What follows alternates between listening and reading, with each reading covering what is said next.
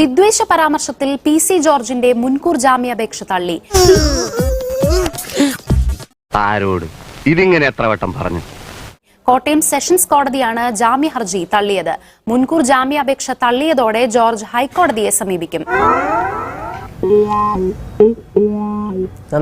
ജനുവരി 5-നാണ് ഈ കേസിന് ആസ്പദമായ സംഭവം നടക്കുന്ന. ഒരു സ്വകാര്യ ചാനൽ ചർച്ചയ്ക്കിടെയാണ് PC ജോർജ് മതസ്പർദ്ധ വളർത്തുന്ന തരത്തിലുള്ള പരാമർശം നടക്കുന്നത്. ഇതിന് പിന്നാലെ യൂത്ത് ലീഗിന്റെ പരാതിയിലാണ് PC ജോർജിനെതിരെ ജാമ്യമില്ലാ വകുപ്പ് പ്രകാരം ഈരാറ്റുപേട്ട പോലീസ് കേസെടുത്തത്.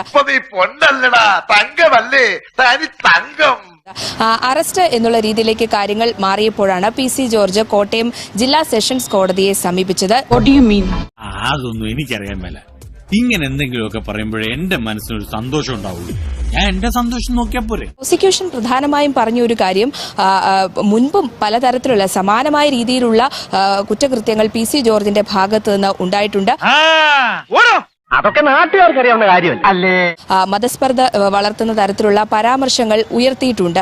പക്ഷേ അതിനുശേഷവുമുള്ള കോടതി നിർദ്ദേശങ്ങളൊക്കെ ലംഘിച്ചുകൊണ്ടുള്ള പരാമർശങ്ങളാണ് PC ജോർജിന്റെ ഭാഗത്ത് നിന്ന് ഉണ്ടാകുന്നത് എന്നുള്ളതായിരുന്നു കോടതിയിൽ പ്രോസിക്യൂഷൻ പ്രധാനമായും പറഞ്ഞത്.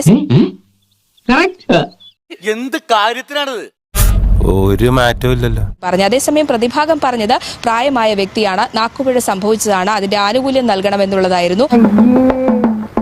ഇന്നിപ്പോൾ 3 മണിയോടെ കോടതിയുടെ ഉത്തരവ് വന്നിരിക്കുന്നത്. മുൻകൂർ ജാമ്യാപേക്ഷ തള്ളിയിരിക്കുന്നു. PC ജോർജിന്റെ അറസ്റ്റ് എന്നുള്ള തരത്തിലേക്ക് കാര്യങ്ങൾ പോകുന്നു. അതേസമയം PC ജോർജിന്റെ അഭിഭാഷകൻ അറിയിച്ചിരിക്കുന്നത് ഉടൻ തന്നെ ഹൈക്കോടതിയെ സമീപിക്കും എന്നുള്ളതാണ്. കൂട്ടുകാരെ വടിയാക്കുന്നത് പോലെ എന്നെ വടിയാക്കരുത്.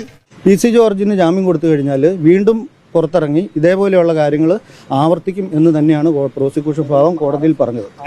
സത്യമാണെങ്കിലും എനിക്ക് അംഗീകരിച്ചു കൊടുക്കാൻ പറ്റുമോ? അവരുടെ വാദം എന്ന് പറഞ്ഞാൽ, മെയിൻ വാദം എന്ന് പറഞ്ഞു കഴിഞ്ഞാൽ 73 വയസ്സായി PC ജോർജിന്. അതുകൊണ്ട് പ്രായമായ ആളാണ്, നാക്ക് പിഴയാണ്. എവിടെ നിന്ന് കിട്ടിയ സാധനത്തിന്?